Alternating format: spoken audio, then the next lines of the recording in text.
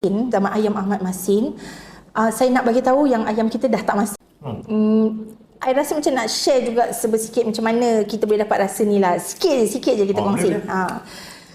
Sebenarnya kan masa kita mula start, kita pakai formula lain lah, tapi kita tidak berpuas hati dengan formula tersebut.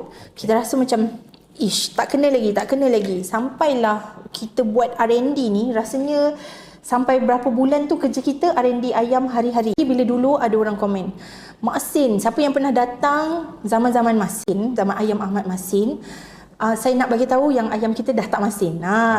Itu poin penting. Lupa kita nak bagi tahu kan. Ayam kita dah tak masin.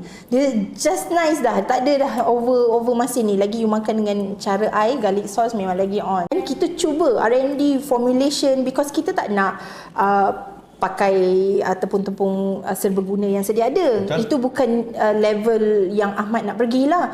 Betul. Unique selling point benar kan? Betul, kita tak nak lah sama. Yalah, kalau kita pakai serbaguna yang lain, nanti sama lah kan. Nanti orang kata pergi beli dekat sini pun macam ni rasa dia sama. So, no. Betul Puan. Ada komen yang kata betul. Dia mungkin batch yang makan masing-masing tu kan.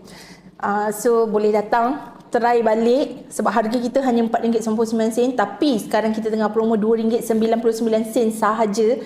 So, you datang balik dan rasa. Dan cakap balik dengan kita orang. Ya, dah tak masin. Ayam kami dah tak masin.